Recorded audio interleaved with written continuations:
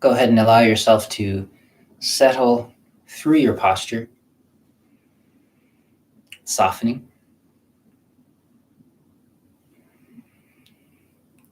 just enough to hit the like button.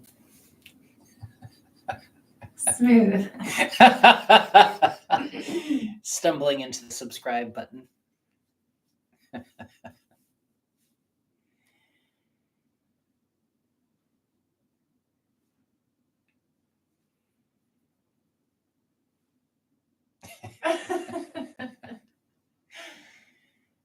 Relaxing that space in your forehead, between your eyebrows, around and behind your eyes.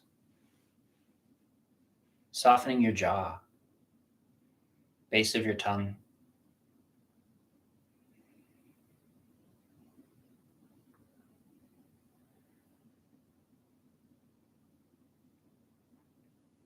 Releasing your throat, the sides of your neck, the back of your neck.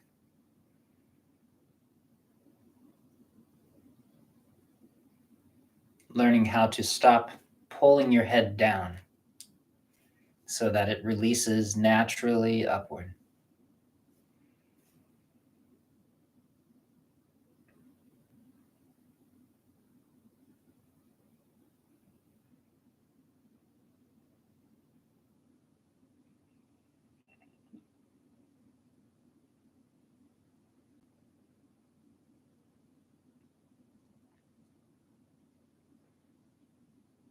The tops of your shoulders are soft, released.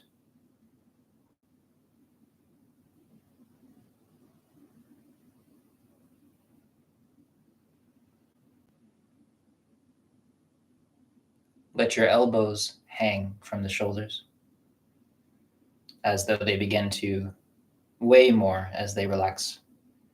And that helps your shoulders to release further. Your forearms are soft, your wrists, your hands, all the way to your fingertips.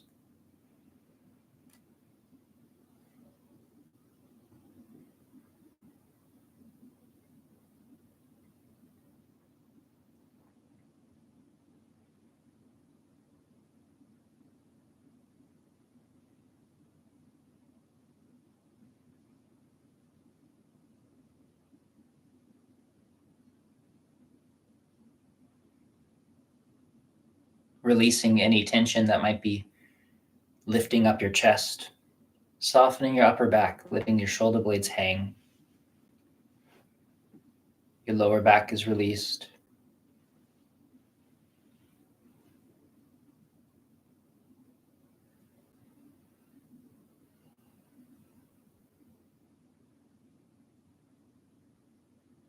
Relaxing your belly, rib sides. Allowing your breath to be free, not because you force the breath in and out, but because you let go of anything that might be inhibiting the breath. You just get out of the way.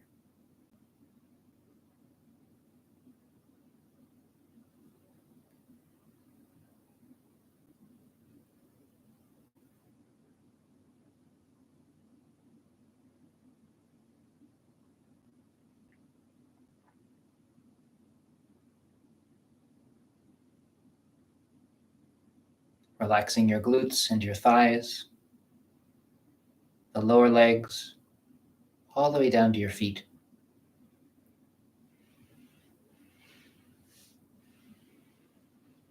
Make sure that your legs are soft and free, simply balanced in that space just in front of the sitting bones.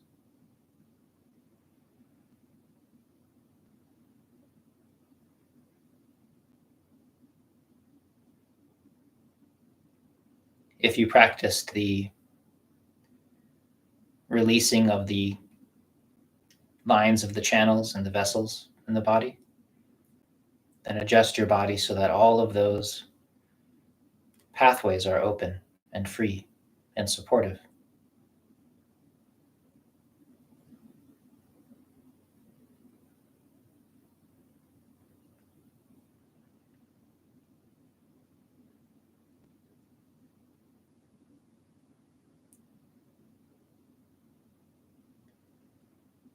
A few more minutes with each exhalation, allowing this sense of softness to spread through your body. With every inhalation, a deepening of the stillness.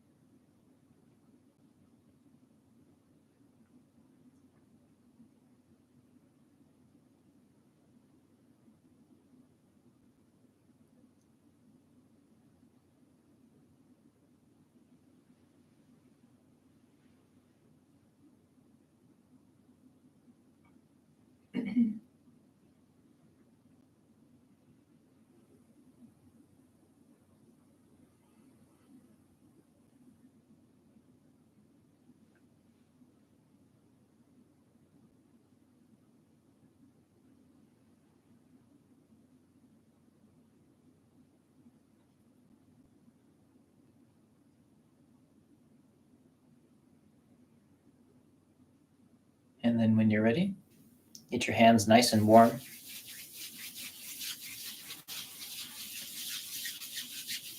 Make sure that you don't touch your body with cold hands.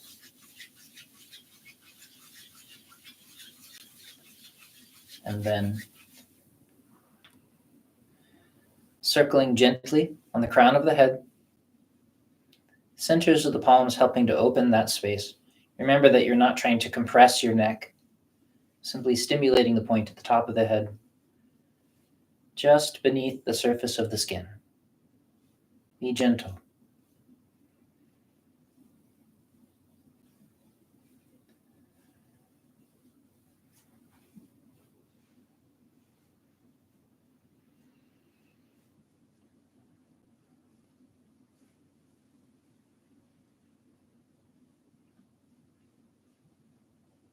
Allowing the warmth of your awareness to soak into that space beneath the skin, that open, clear space.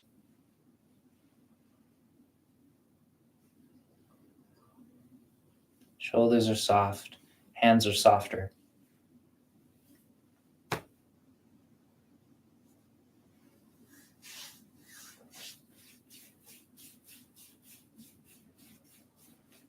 Warming and releasing the back of the head.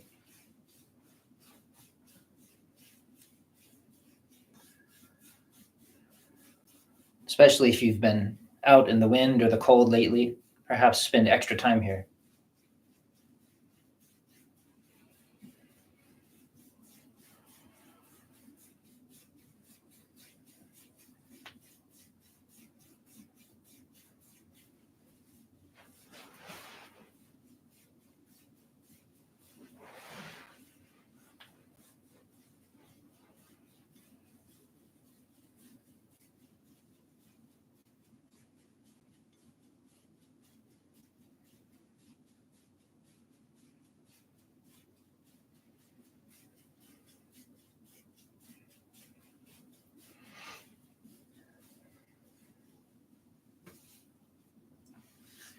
scrubbing the back of the neck, the sides of the neck, and emphasizing and warming that space just below C7 at the base of the neck, that big bone for most people.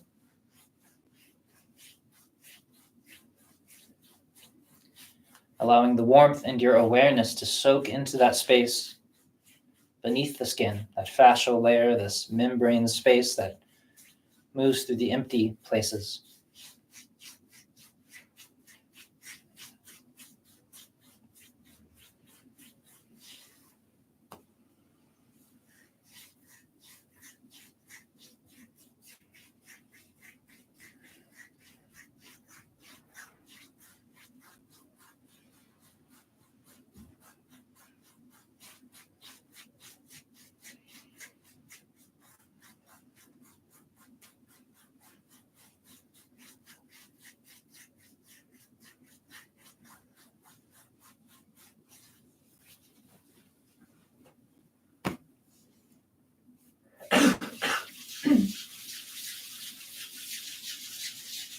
Again, bringing fresh awareness and warmth into your palms. Make sure your hands get softer and softer with each movement. Your hands become like liquid. Warmth soaking in that space around the eyes, behind the eyes, softening and releasing. Ironing off the sides.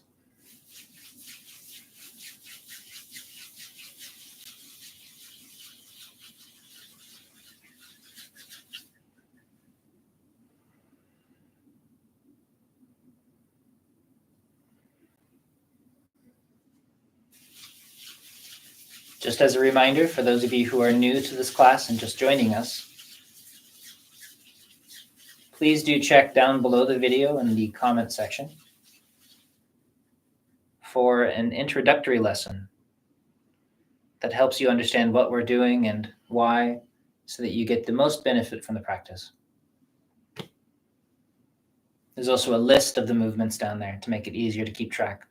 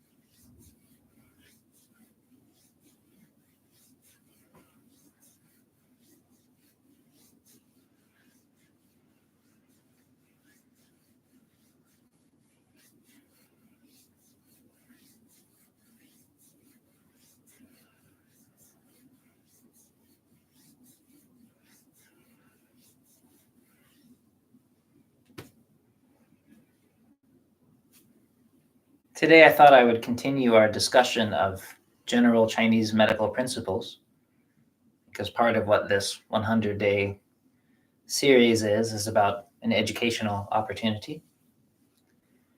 One of the important lessons to learn in Chinese medicine is what they call the Wu Lao, the 5 exhaustions. 5 things that make you old. And one of them is associated with the eyes, straining the eyes, gripping the mind through looking. And so there's this idea that excessive looking, excessive staring, reading, staring at the screen, watching the TV, putting intent and squeezing your eyes and your mind. Chinese medicine says it damages the blood, which is just a quality of the body. It's not necessarily just the red stuff in your body. So excessive looking, excessive staring with your eyes, pushing energy through your eyes, damages the blood.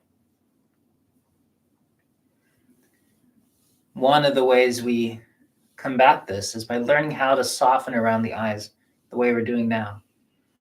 That warmth soaking into the eyes. When you look, you don't try to push your awareness out at the world. You simply allow your eyes to rest and allow information to come to you. This is a way that we heal that quality of staring too much through the eyes.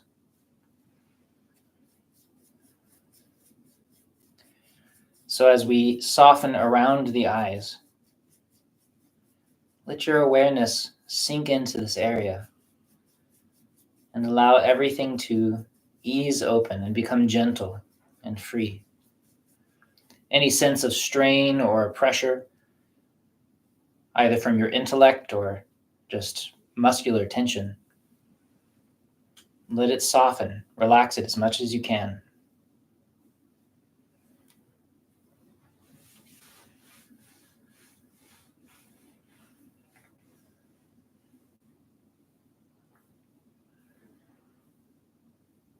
One of the great benefits of a simple practice like this, where we are constantly allowing our awareness to soak into our body, is that it allows us to become aware of the ways that we are holding, the unexpected and unnecessary ways that we clench. We clench our mind, we clench our body, we clench around our breath.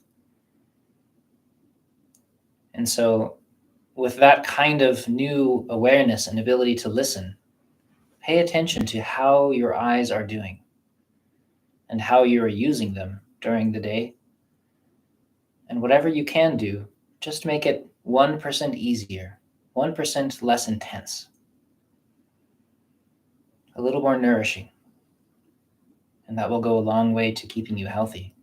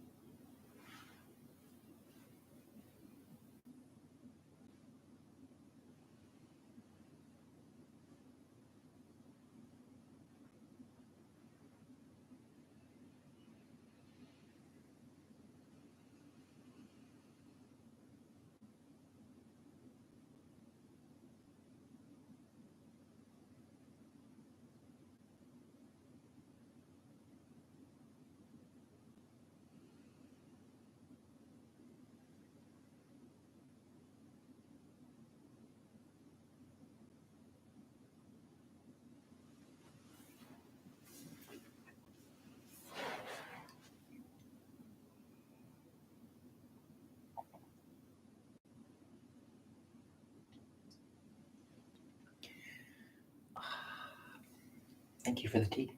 You're welcome.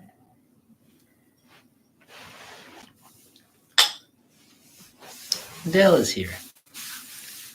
Welcome, Dell. And welcome to all those people hovering quietly in the background. We appreciate you also.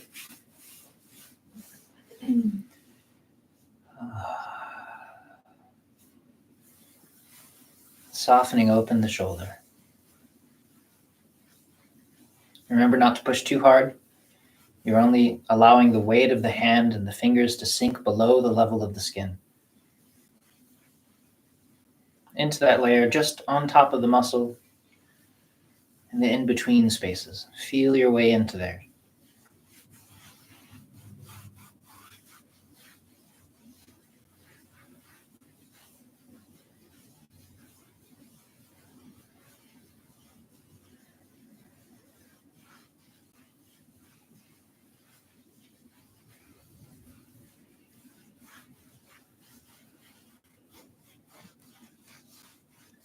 So the first of the 5 exhaustions is excessive looking, staring. Clenching your mind and your eyes damages the blood.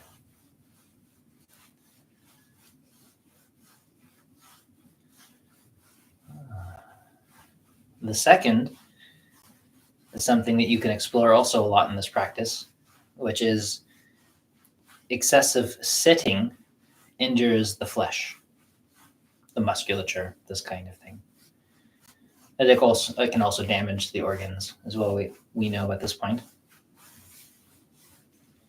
And just as with looking, it's not just about using our eyes, because we use our eyes all the time, and it doesn't necessarily injure the blood.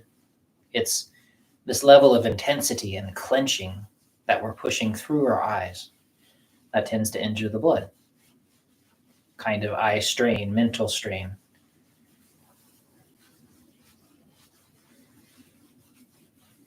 And the same with sitting. You can sit in such a way that your body is free and open. Your breath is free. The blood flow and circulation is enhanced.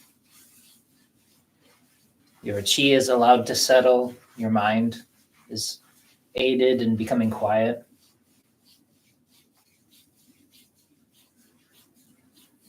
And this, of course, is less damaging for the flesh, for the musculature.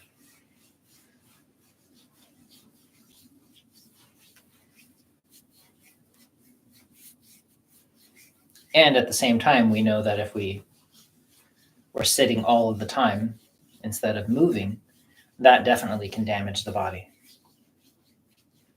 So you can become exhausted, not just from too much reading and staring, but also from too much sitting. We think of that as a restful thing, but anything can become damaging over time, especially if it's done incorrectly. So as you sit, make sure that the weight is resting in front of the sitting bones. You're sitting appropriately so that your legs can release. Your hips are a little higher than your knees. Maybe this should be a little higher for me. So that this is a little bit lower than the center of your hip. That helps to take some pressure off of your lower back. Your back itself is nice and soft and open as best you can. Your shoulders are released. Your head is perched on top of your spine. And all of this makes you weightless, and so that your body can circulate appropriately and damages your body less over time.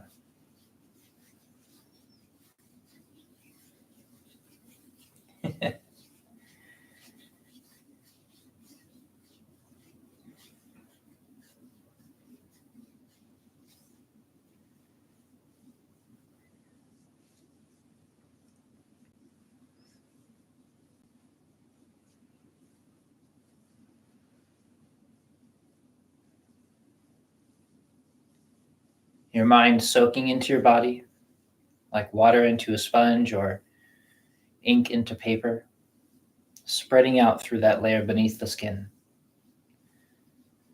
A sense of warmth radiating into the body as it releases.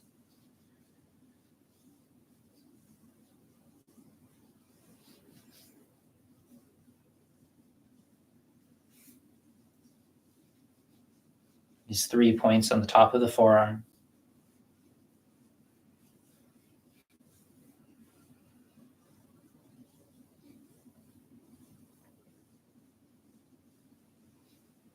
Remember, if they're unsure of which points we're doing, please feel free to check out that list that I have down below.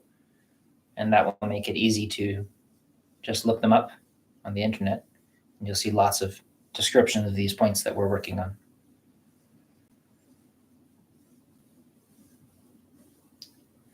A bewildering array of Chinese medical information. It's funny, medical students in general seem to love uploading their notes and their study habits online. Whenever I look, there's just tons of medical students arranging their notes for you and sharing them and trying to come up with memory tools. It's just so helpful. There's a real art to note-taking. There is, yeah. Good note-taking. What's that? Good note-taking. Good note-taking. Yeah, I'm a fan. And so for people who want to learn that stuff, if you just start searching, you'll start stumbling across huge amounts of information. Of course, not all of it's great, but it's so much more available than my teachers had. My teachers tended to be the first people that came across to the States from China and often didn't speak Chinese. And it was just kind of a much more scarce and bare bones experience of Chinese medicine. And these days it's rich and diverse and there's so much information out there. Now you just have to sift through it.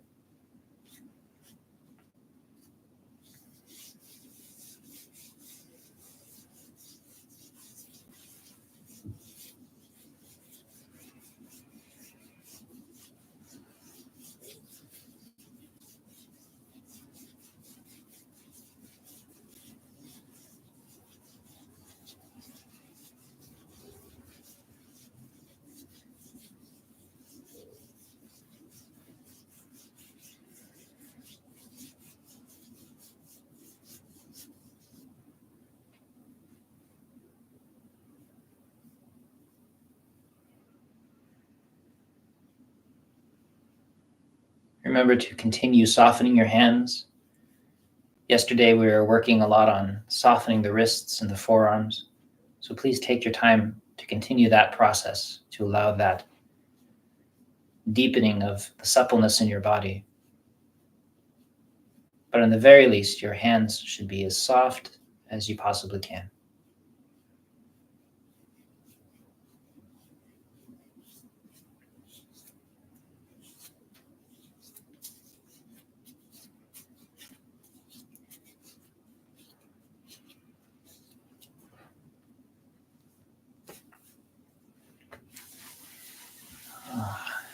Left hand.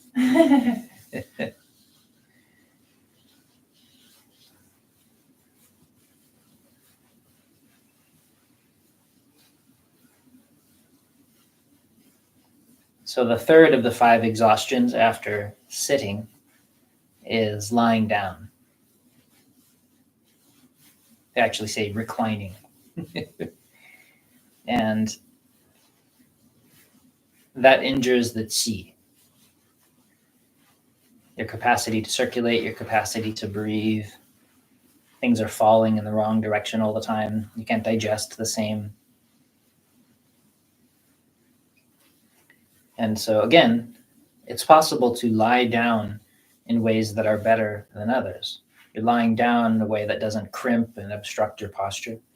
You remain open so that your arms and legs don't fall asleep as best you can. You're supported in all the ways that you need so that your joints are not compressed. You're not compressing your organs. Because it's also possible to lie down in such a way that causes major damage. I've actually had to learn how to help correct people over the years who sleep on their stomachs or in their faces. Yeah, it's so bad. Do. Not good. I know, but sometimes it's the only way I can sleep. Yeah, that's what they say too. There's something comforting about it for people. Yeah. I think it's just habitual. And so one of my friends, we actually sewed a golf ball into the pocket of his shirt and he would sleep with it. so that when he lay down to his chest, it was uncomfortable because he would wake himself up and he'd roll back onto his back. And that actually helped to break the habit. Because he would do the thing where he would pull his knees up. He was on his belly, and he'd pull his knees up so he was propped up on his head at a really weird angle on this pillow. It was all compressed, and he'd stay asleep. So he didn't know this until he woke up with the terrible stiff neck and back pain. And this happened every night. And he was coming and doing Qigong and Taiji, complaining of back pain. And it took a while to figure out why he wasn't getting better, because usually with correct standing and acupuncture and these things, the pain goes away. So we had to figure out what else was happening.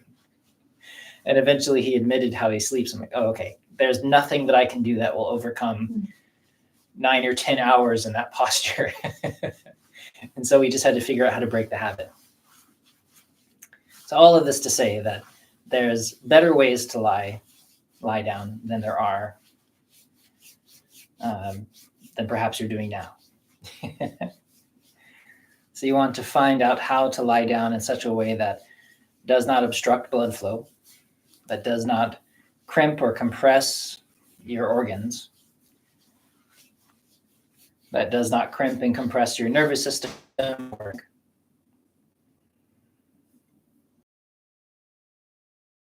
that you don't allow yourself to become too cold or too hot, or all of these things that can happen.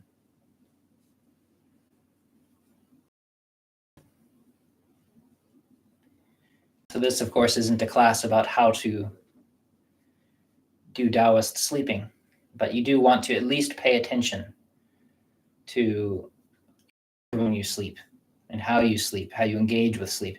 Because even if you were lying in a good posture and then you clenched your whole body, that's not so good for you. So you have to examine how that happens for you as a way to unravel the difficulties you might be having when you wake up. So we spend a third of our lives asleep. And so many people do it in mattresses that are collapsing. That's another thing that I've had to do over the years, treating back pain. Again, sometimes someone comes in and they have constant back pain, and maybe they come to the clinic and they're wearing their best clothes. Especially in Costa Rica, that would happen. People would come in dressed very nicely because it's polite. And then I see the clothes that they wear at home, and I'm like, oh, okay, your back hurts because you're wearing shoes like that. Or your back hurts because your mattress is this tattered thing that, anybody would be sore afterward. And so you have to pay attention to how you're living your life in order to unravel what's going on.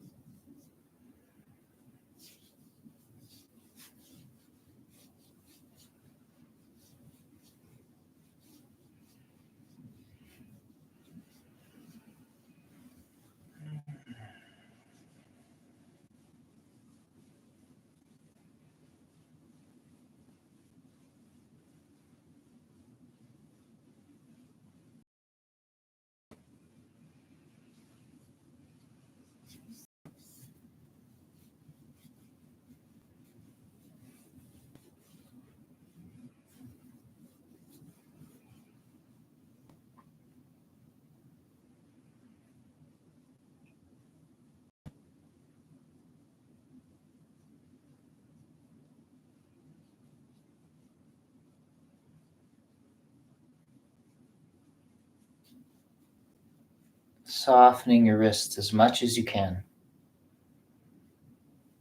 As your awareness soaks into these points, you might sense a connection between them, the inner and the outer gate that runs through your arm.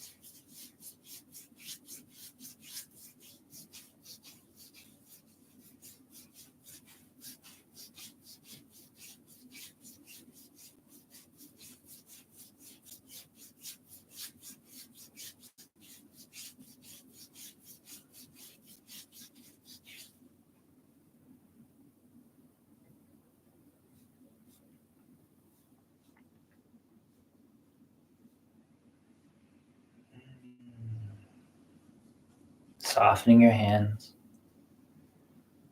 Softening around your breath, releasing the crown of your head upward. Softening all the way through your body so you don't have to slump into your back. The weight stays out of your spine because it falls through your body to that point in front of the sitting bones into the chair. Your belly and your chest are released. The rib sides are soft.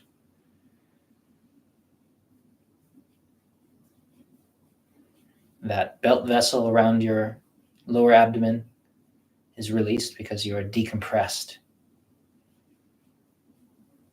Soften all the way to your feet.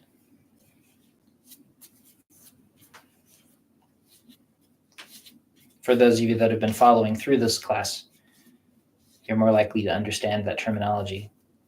And if you're new, in the very least, don't hold yourself too hard in your upright posture. See if you can begin to soften and let go and find ways to sit that don't require all of that level of tension.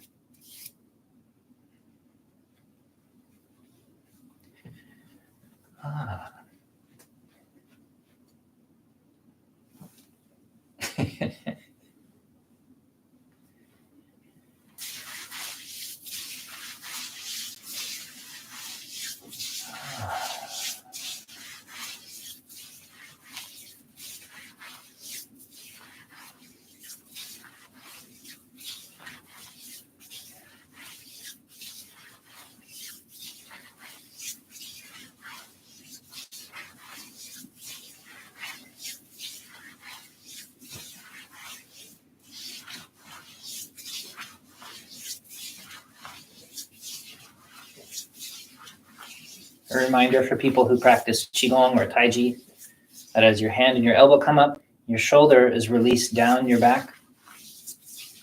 And as your hand slides down the front, your shoulder releases again and your chest softens down the front. So you're sinking in both directions, letting go in both directions.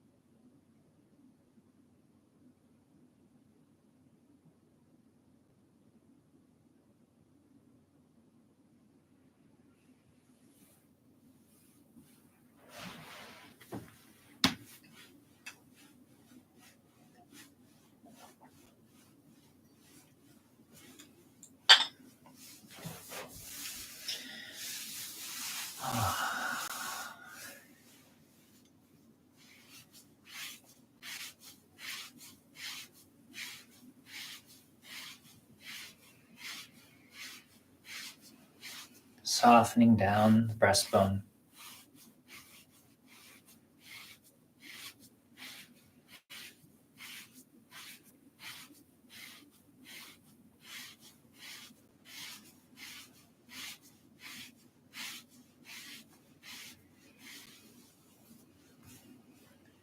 Then the solar plexus, that space just beneath the V of your ribs.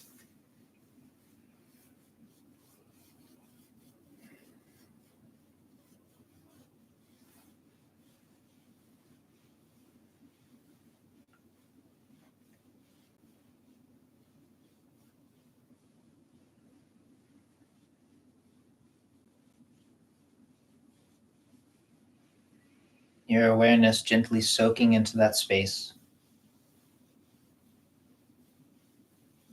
remember to be unconditionally friendly. You're just present and kind and gentle. Don't force change. For those of you that did the breathing class with me, perhaps you notice the breath becoming more free in this area. And if you don't, that's okay. Don't force it. Just know that it's possible to have this be open and available for a comfortable breath. The softer it becomes, the easier it becomes. You just make room. If you force the breath, you just get in the way. And then halfway between the navel and that point, Zhongguan. Same thing. As you breathe, if you soften this space, the breath naturally begins to fill into the space from underneath. Not because you push the breath, but because you let go of the things obstructing it.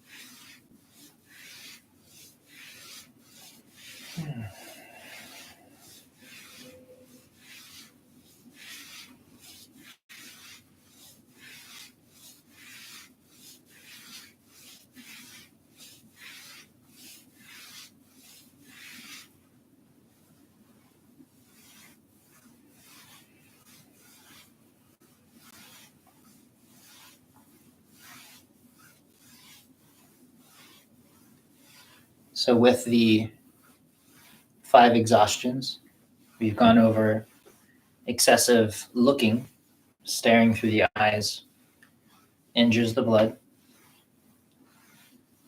We've talked about how sitting incorrectly and too long can injure the flesh, the musculature.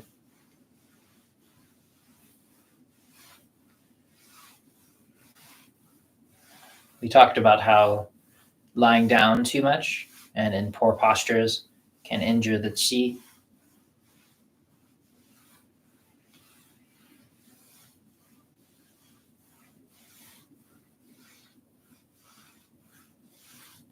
Another one is standing. Standing too long and usually incorrectly injures the bones, damages the kidneys pretty deeply. Pretty common problem.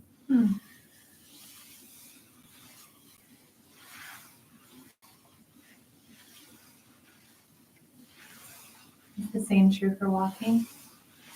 Walking is a different one. Don't rush me. Don't want to dump information on people too fast.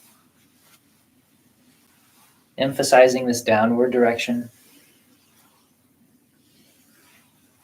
Again, if you have the capacity to soften your shoulders and release your shoulder blades, let that happen rather than lifting your shoulders towards your ears.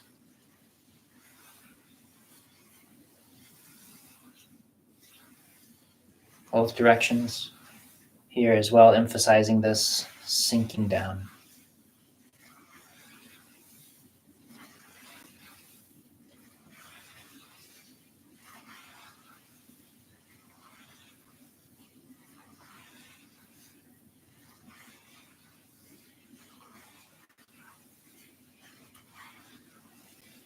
So when we practice standing, it's very similar to the qualities in sitting, where we learn how to open the body without putting stress on exterior structures. We don't lock the knees, we don't lean in such a way that it just slowly either weakens the bones because we're not putting any pressure into them appropriately,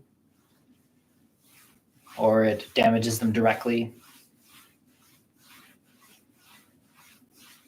It can also just weaken the kidneys over time by standing and collapsing into the lower back and into the feet. And the kidneys are what strengthen the bones.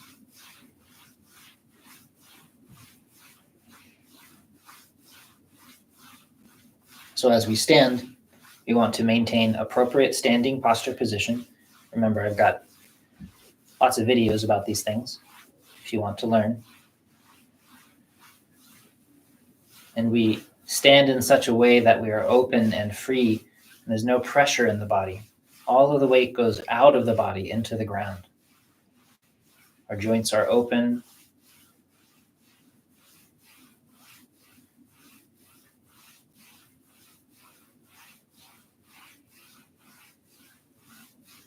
But in the very least, a thing that I often will tell patients who are trying to heal their kidneys is if you find yourself standing for long periods at a time, maybe once an hour at least, sit down for a while, give your body a chance to take a break.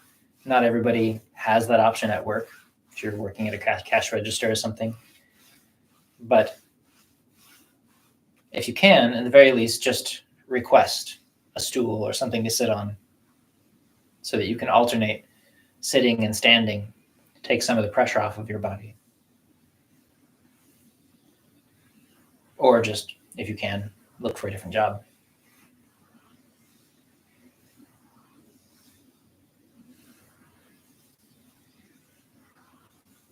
Yeah, I worked at a fast food restaurant in high school, and I worked the drive-through window, and we were told we had to stand, and some of these shifts were like 4+ hours long. Yeah. And I sat in a stool one day and was reprimanded for it. So Amazing. had to find a different job. Yeah, definitely prioritizing your health when you can, of course. Not everybody has the freedom to just look around for a different job, but if you can, find one that emphasizes your healing rather than takes away from it. That's something we talked about in a previous video as well. Organizing your life in such a way that it's not detracting from your health constantly and you're always trying to play catch up.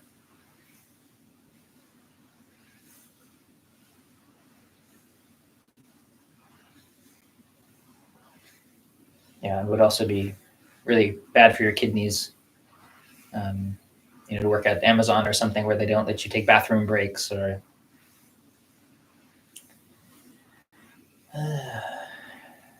we want to work in positions where we're able to be easy on our bodies, to have some flexibility and abilities to be compassionate toward our needs.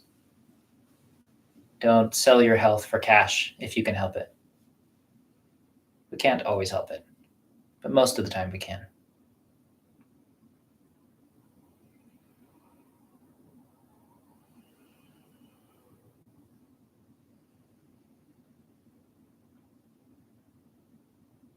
And I'm aware that these discussions are going out all over the world to people in all kinds of situations.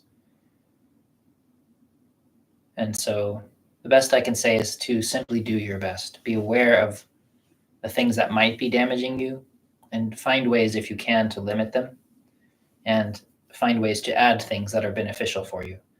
And sometimes that small shift, even if it's 1% better and 1% less harm, that can make all the difference in your health profile. And so please do your best to take care of yourself, because we appreciate you. We want you to feel good, whoever you are, especially you.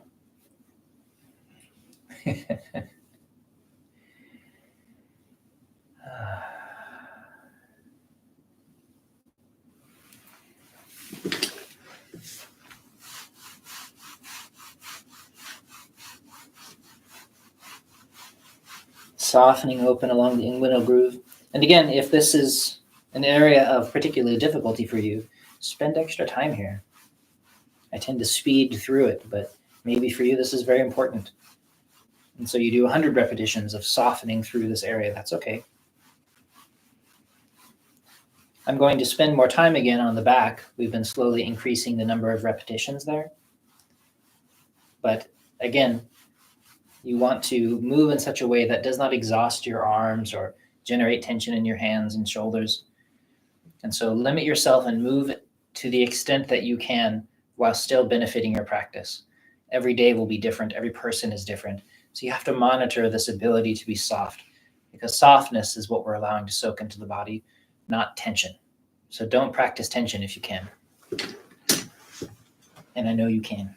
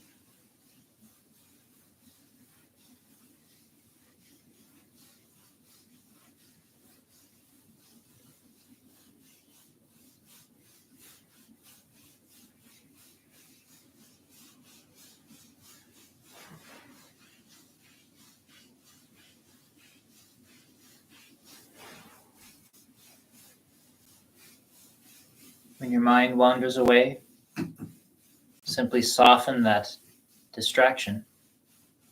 Release the agitation in your mind, and then gently bring your awareness back.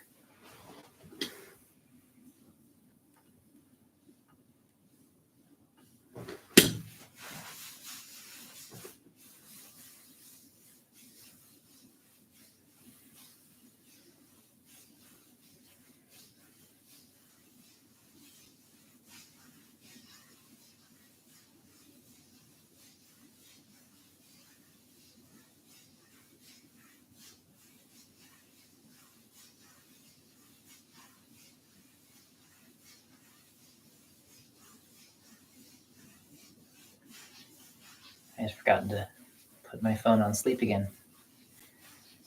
Be careful in case somebody calls. Oh.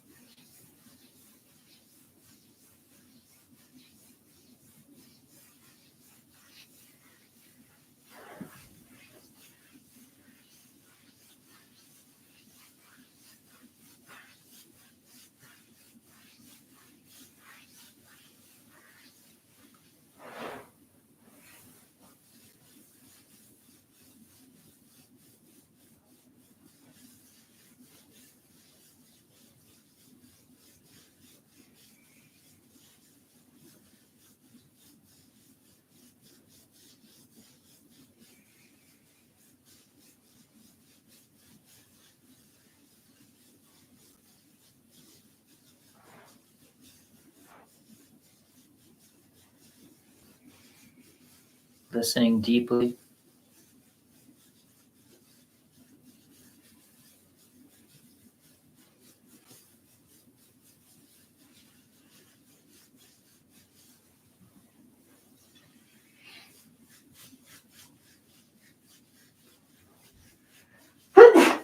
Bless you.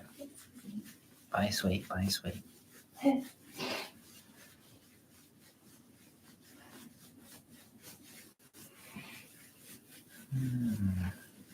Softening your shoulders and your back. Remember that you don't want to collapse forward. You just fold from the hip. Keep your weight down below so that your arms and your back are free. You don't want to try to brace yourself. Find a way to let go.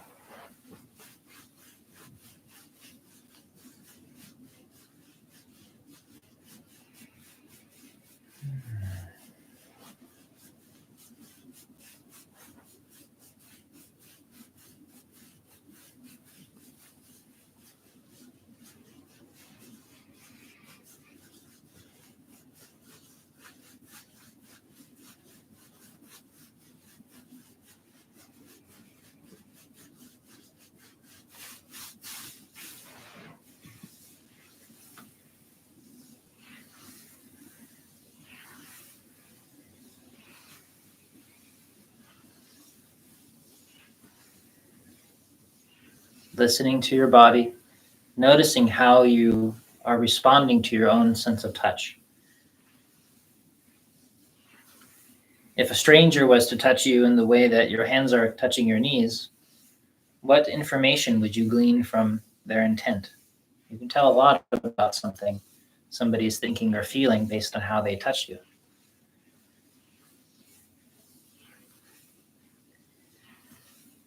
And find a way to use your hands to communicate this sense of kindly intent, this sense of warmth that soaks in past your skin into your body. Qi carries information. What information are you transmitting into your body?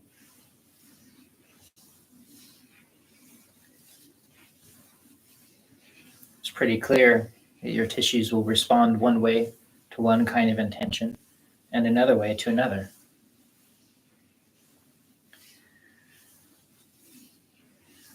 So the last of the 5 exhaustions, as Mel mentioned, is walking. Walking excessively or incorrectly injures the sinews.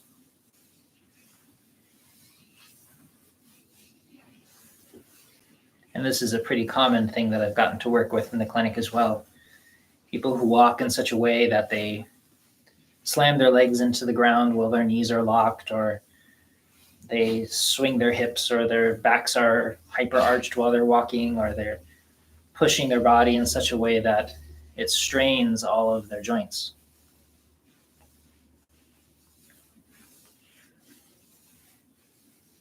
So you want to walk in a way that is easy.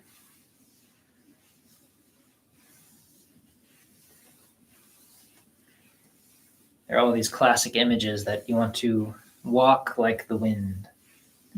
Not necessarily fast, but in Chinese cosmology, the wind is free.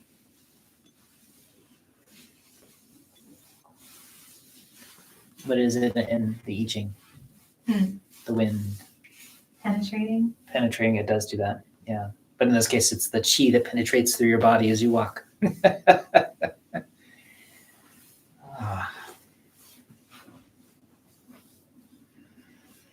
And they say you sit like a bell.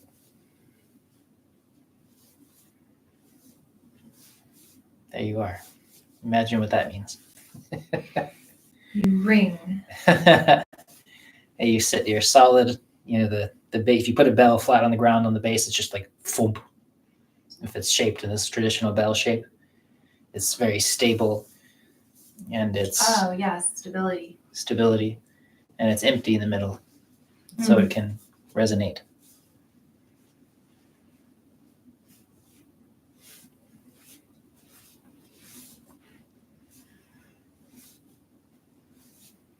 So people who walk incorrectly tend to either go faster than their body can quite keep up with. So they're always moving outside the comfortable range of their joints. They're not listening to their body. Maybe their breath is not harmonized with their movement. They might be holding one part of their body in a twisted fashion, so the momentum and the force that's coming up as they walk is running into these joints that are stuck in their back or their neck. Maybe they lean or they sway.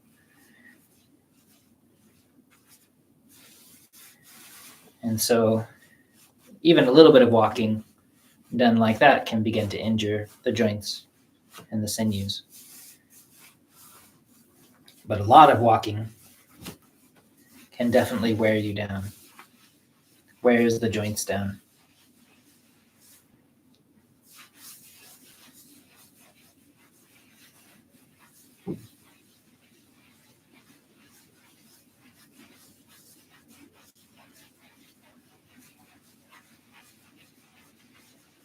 So again, similarly with standing at a job, if you have a job that has you just walking many tens of thousands of steps a day, you are probably walking more than your body can handle, especially if you already are experiencing joint pain and damage.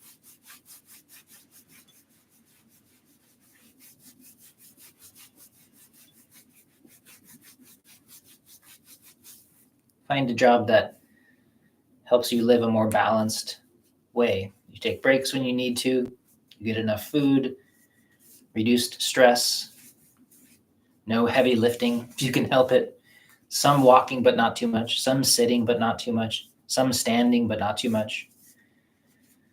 If possible, mostly positive interactions with other people. Just find a way to work that's not a toxic atmosphere, and you'll do much better. That is the advice from some random guy on the internet. Take it as you will. But with excellent socks. That counts for something. It must. My sock cred. Mm-hmm.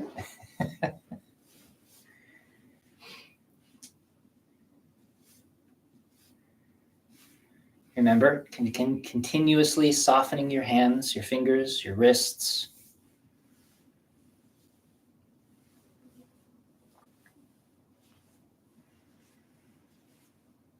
So for the people who have been learning a bit about traditional Chinese medicine, and I highly recommend that everyone just memorize these tidbits of information that I give for context, that in general, excessive staring, lots of looking, reading, watching, pushing intent, clenching your eyes, injures the blood and your eyes.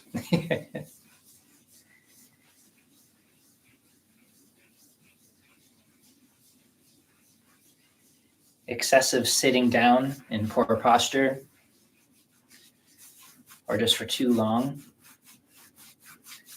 damages the muscles. That's right. The flesh. The flesh. Yeah. And the character is just, it's just like flesh. It's just the stuff. Damages the stuff.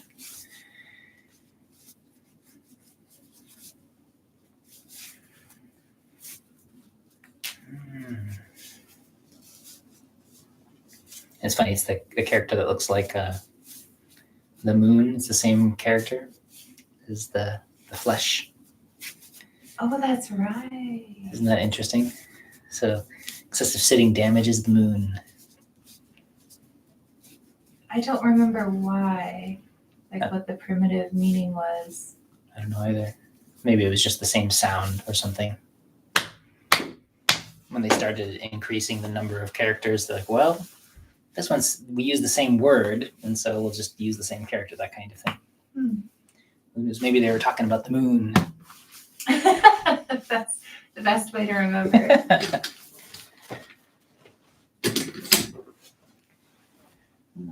So excessive lying down injures the Kidneys. the chi. Oh, the chi. But probably the kidneys too. In reality, excessive anything injures everything. These are just generalizations, ways to think about how to be correct in your body.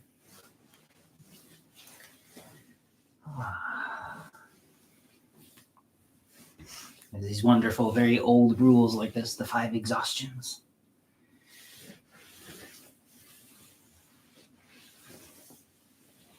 Excessive standing injures the Kidneys. Yep, and the bones. And the bones.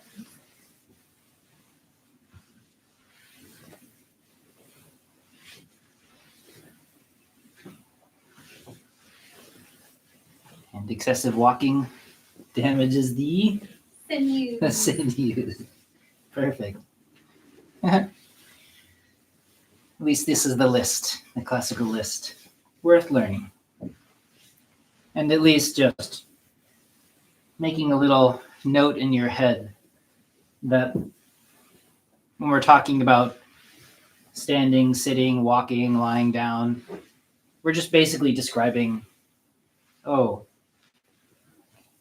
everything that we do has a right and a wrong way. Everything that we do can become nourishing or it can become damaging, depending on the technique we're using and the amount of time that we put into it. This is the same with food. This is the same with thinking. Everything is like this. So finding moderation and finding a way to do things so that it's helpful instead of harmful is the basic lesson. Even just in the way that we think about ourselves and touch ourselves, as we've come to notice in this class, that there are ways to connect with yourself that are positive and nourishing and ways to connect with yourself that are toxic. And we get to learn how to interact with ourselves in a better way.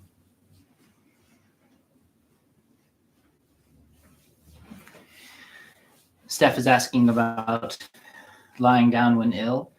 And it's interesting. There's studies done that I've read in the past that talk about how when you have certain kinds of illness, of course, certain kinds of illness and damage, you don't have the option of getting up and moving around.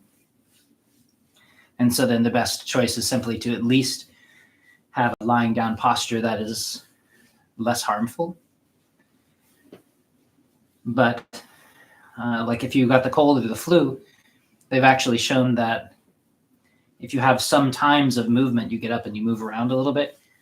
Not necessarily you go to the gym or something, but you walk around rather than just lying still all the time, and your recovery time is better.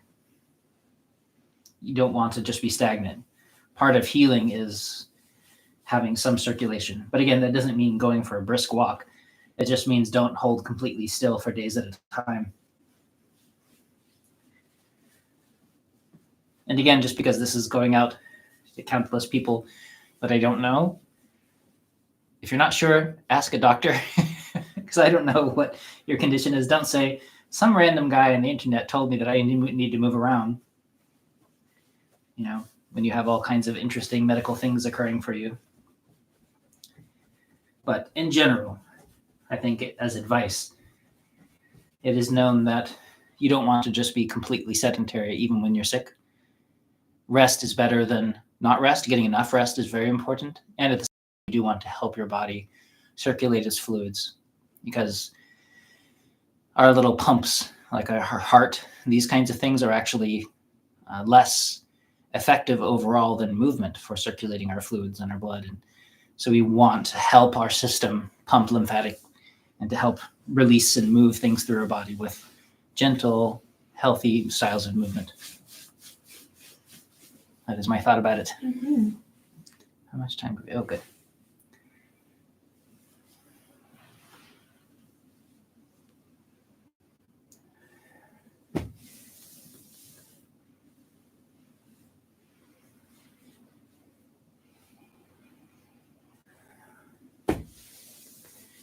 And of course, there are very delicate conditions like pre-eclampsia or other kinds of conditions where you have a delicate pregnancy going on, and the doctor says, sit still, don't move.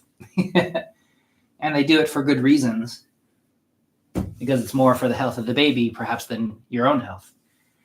And I think that there are situations like that where we have to be very delicate and to recognize that there's other things going on, or if you've had surgery recently and things inside are sewn together very delicately so you can't move. So you sort of strap yourself down and just don't move for a little while so things can heal. And I think that those kinds of conditions are very important to recognize. It's just that most of us aren't in that situation.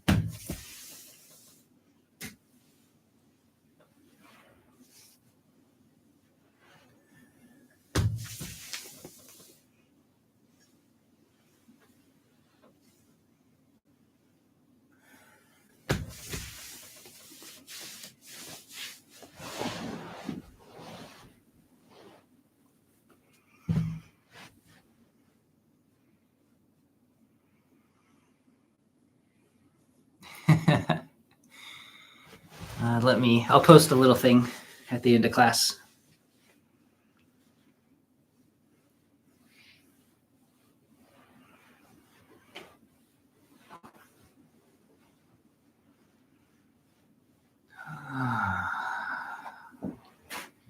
Easing open your spine, softening your neck, your shoulders, breathing comfortably.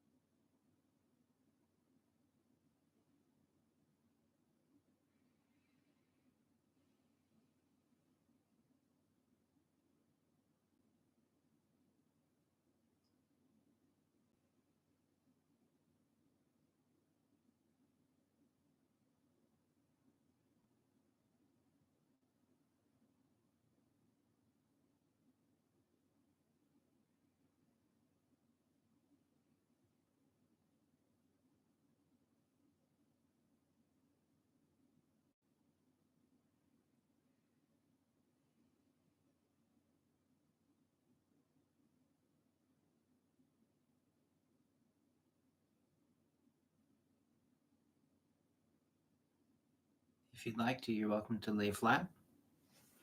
Spend a few minutes being soft and comfortable. Again, if you need to put supports beneath your knees or your head or your elbows or your back, find a way to let yourself be soft and easy, to allow your body to release to the floor as best you can.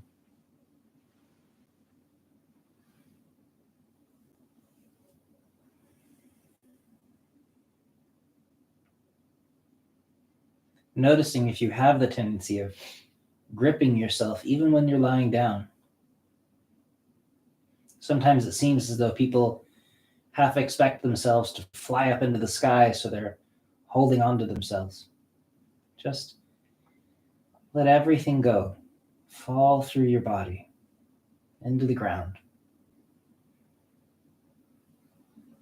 Let your awareness spread out, feeling your whole body.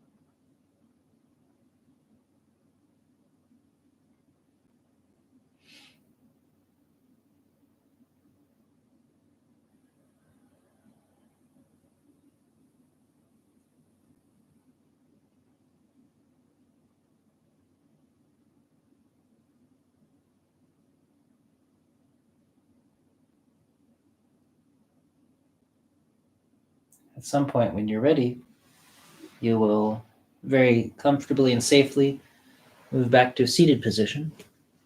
But take your time. And if you'd like to continue laying down, of course, you're most welcome.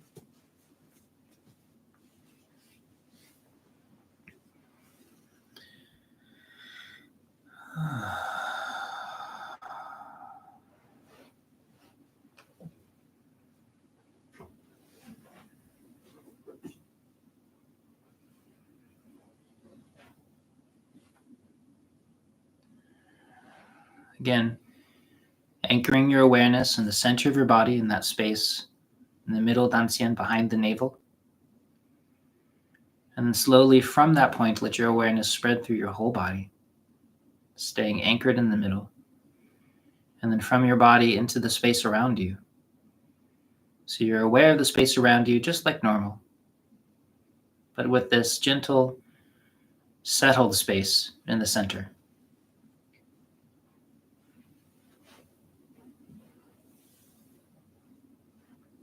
Thanks, everybody.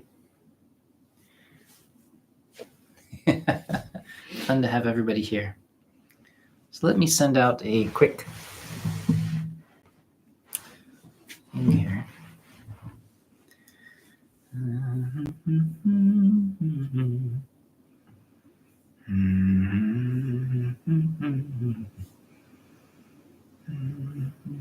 Del says he has 2 questions. Wonderful. And Steph says, thank you. Thank you, Steph. We appreciate you. Oh, it's not letting me post it. Oh, I see.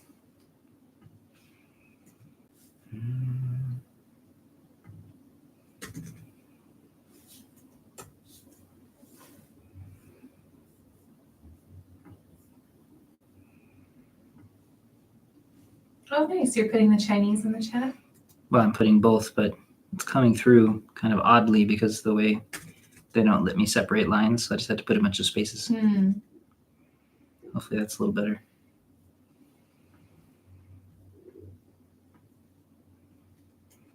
But in case there's people who want to look at it the real way. And I might have missed it. This comes from a particular text.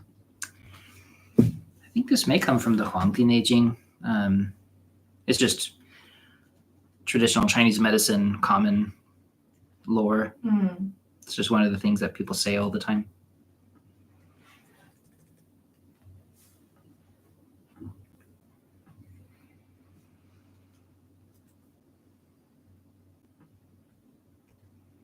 Oops. Good night, Steph. Good night, Steph. We love you. We appreciate you very much.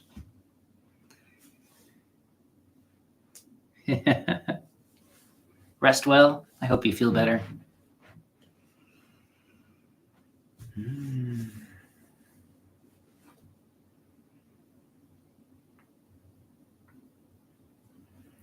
All right. So Del has a question whenever you're ready.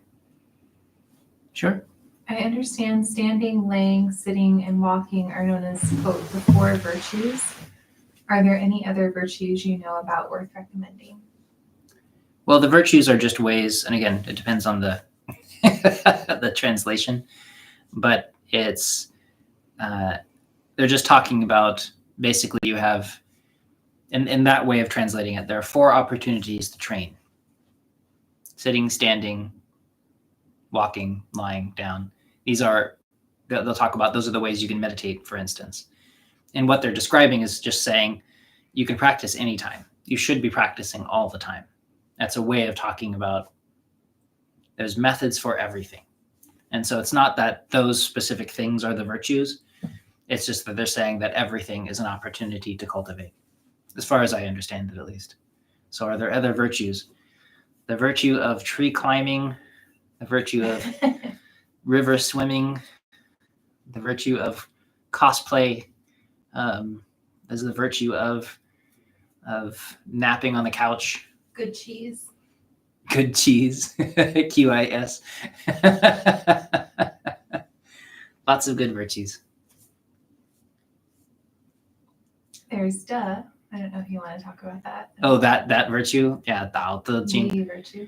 Yeah, but even virtue is a terrible translation. So that's why It it's is. yeah, the is different. It's kind of like the movement of the Tao in the world, and then what is the Tao and all that stuff. Yeah, I wonder if, because John and I were just talking about chapter 50 or 51 in Dao De Jing, and it's describing function probably isn't the right word, but like the qualities / functions of Dao and De. And I won't pretend to like understand what this meant, but there was kind of like a quality to De, which again can be translated as virtue, among other things, that has the meaning of being self-evident, which probably relates to Wu Wei. Well, it's self-so. It's 自然. It has its own quality of it's self-creating. It's not based on anything. It actualizes itself. So everything in Dao and all of our practices should be 自然, which sometimes is translated as natural or like automatic. But yeah, it's just like self-so. Self-evident is more like how we understand it. But self-so is that its nature is it unfolds on its own. And all good, healthy practices, including the, which is maybe a way that humans are interacting with the Tao. If we are in line with the Tao, then we are expressing the, maybe. And so one way of thinking about the is, this is the De in Dao De Jing, by the way. It's a really big deal in Taoism, that if you are living or acting in such a way that is moving you closer to being in harmony with the Tao, with everything, and then you are living virtuously. And so that's one of the reasons that people translate it that way. And the thing with that is that you can't do it on purpose. So you can't fake it. You can't fake morality and have that be a virtue. You can't pretend to be honest and have that be a virtue. You have to be an honest person. You can't pretend to be nice and inside be hateful, that's not virtuous. I mean, it's better, but to become a virtuous person, you have to become kind, those kinds of things. And so there are things that happen on their own. Kind people act kindly. And so honest people are honest, but not because they're trying to be. And so you want those qualities to come out in that so kind of natural way, in the same way that our shoulders are soft because we've let them go, not because we're pulling them down. It happens on its own. All of our practices are like that. It's little Ren. Were there any other questions?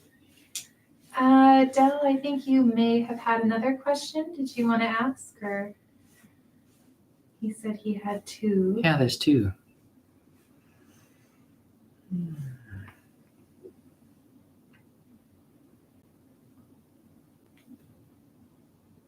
Oh, okay, here it is.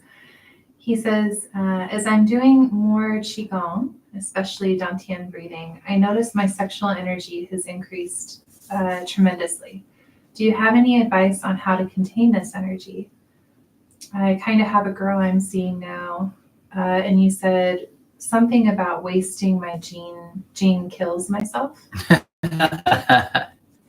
Well, yeah. Men at least tend to expend a lot of their health through sexuality. And so for people who don't want to hear this, of course, you can always log out. No pun intended. But if you find one of the difficulties with this is that there's a big misunderstanding about essence loss, that people think that it's, for instance, for men, that it's just ejaculation. And that is also true in the way that blood loss expends your essence. But one of the big things that burns it up actually is orgasm and desire. Desire itself is like a fire in the body and in the mind that is damaging. So one of the difficulties in these discussions, and one of the reasons that a lot of the Qigong books that are written today that talk about things like sex and power and those things, those are hints about some of the authors that are actually teaching methods that they're not just not Taoist, they're actually prohibited. They're things that if you go to, the mountain or something and study with genuine Taoists, in my opinion, these are things they will not teach them to you. These are not healthy things to do. They're just things that people who are often fake Taoists will claim and then sell, and then that's somehow become Taoism, especially in the States. Part of all of these practices is these very deep traditions of abandoning desire, quieting the heart mind. These are very important things. That desire itself, if you're using methods to stoke up the fires of desire, and sexual desire is one of them, that they're actually harmful, not just to the body, but also to the mind and the spirit and these different qualities. And so if you're doing a kind of practice that's building up desire, then you're actually doing something wrong or something unbalanced, because the fires are overtaking you. It's not that sexuality is bad, but you want to have a balanced quality in you. Whereas that difference between craving and appetite, if you're constantly craving something, you're doing a practice that's always making you crave something, then it's actually bad for you. And that's harmful. And so I can't ever tell anybody what to do, of course. I'm not here with you. I'm nobody's teacher. I'm just sharing these methods as best I can. But in general, you want to do practices that make you feel centered and calm and quiet, and cultivate a quality in your body that is very peaceful and settled.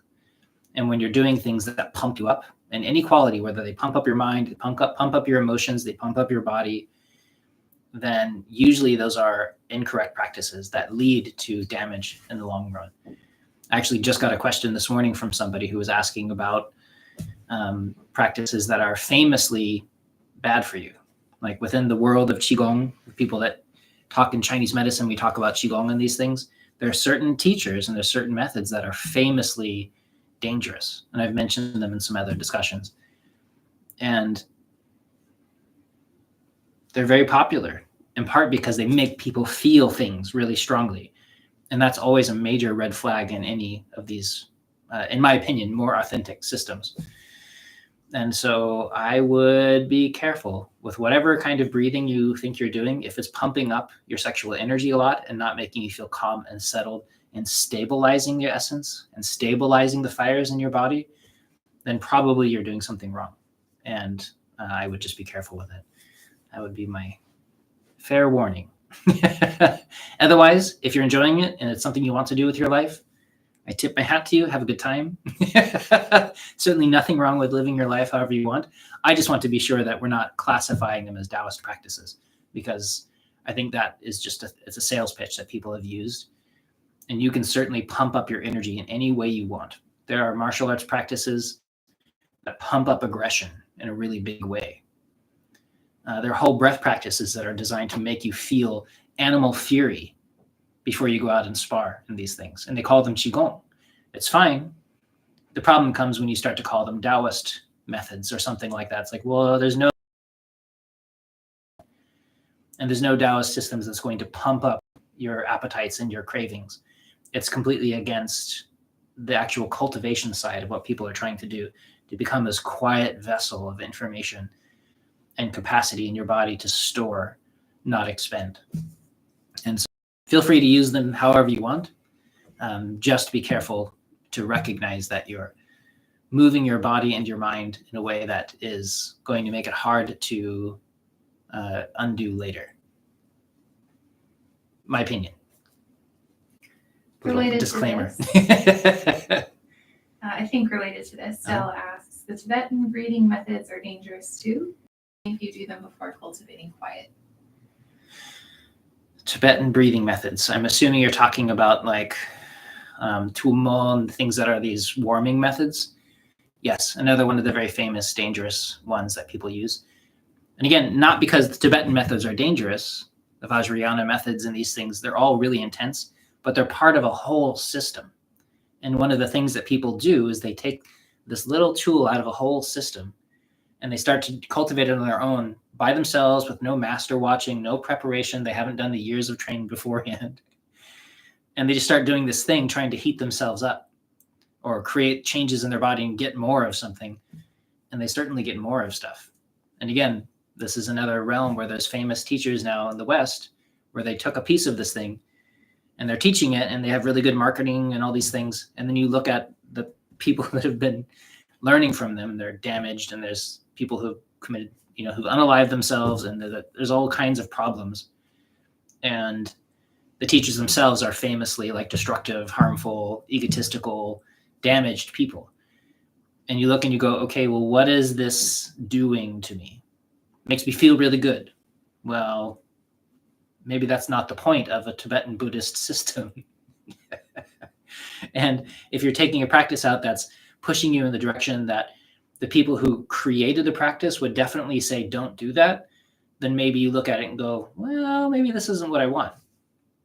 Or maybe it is. It's the same thing that people will start doing all kinds of psychedelics, which are, if you're using them for like a spiritual practice, but you're doing that outside of the entire spiritual system designed for those things or designed around those things. You just take out that one piece for fun and profit. And if you were to talk to the people who were actually in that path that used whatever that medicinal was, and they would say, no, don't do that. Maybe you're going in the wrong direction. And all of these systems push you in completely different directions. They wouldn't agree with each other. And so when you're just taking a bit of this and a bit of that, and you wind up in random chaotic spaces and your system is doing things that you don't understand and nobody else will be able to help you, then there's fair warning to be had to know that you're doing very powerful things that could be doing great amounts of damage. And you want to be careful. You want to follow a system. You want to have a teacher thereby if you're going to be doing powerful things a lot.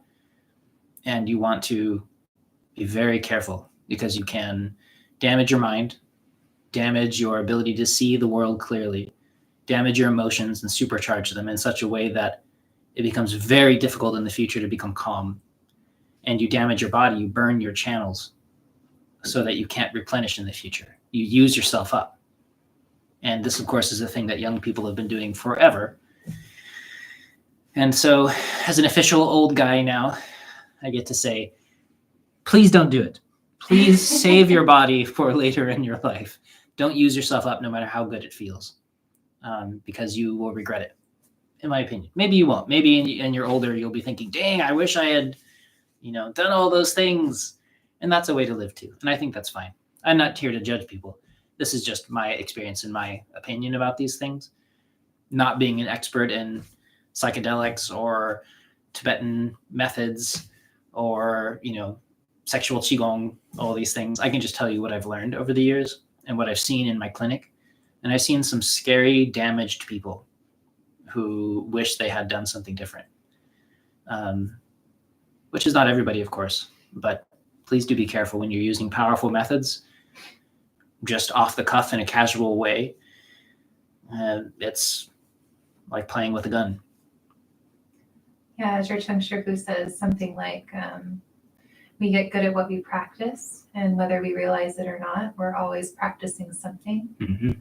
And it's that whether or we realize it or not piece that really struck a chord with me, because so much of what I was, not just what I was practicing for most of my life, but how I was practicing it, I am now actively trying to unlearn, which is fine. That's life. And it's so worth being conscious and aware of. Yeah. Not just what we're doing, but how we're doing it. That's right. And there's never any shame to it, because we never know what we don't know. But as soon as we learn, that's one of the things about hearing about like the 5 exhaustions or the 4 virtues that you're mentioning, that once we learn, oh, okay, there's a better way to do these things, or, oh, what I'm doing is actually causing me harm. What do I really want out of this? Then you can start to make better decisions. Because in the beginning, we're just flailing around blind. We want to feel a little bit better. And that's really understandable. Mm-hmm. We're in the water and we're like, we grab onto anything that seems steady when we feel like we're drowning.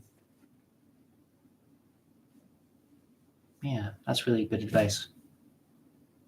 Any other good advice while we have you here? No, that came from Shifu, not me. all any of us are doing is just spreading the stuff we're learning. No, yeah, I think that's probably it. Mm-hmm. Mm-hmm. It is rainy. Thank you, everybody. Yeah, the rain is starting to come strong. Beautiful. I appreciate you. Enjoy your practice. Thank you for listening to me ramble. I hope it helps somebody. Feel free to ignore everything I'm saying. Talk to ZhiCheng Shifu if you want better information. Or just check yourself into a monastery, Daoist monastery somewhere, and learn the actual system, because they are worthwhile.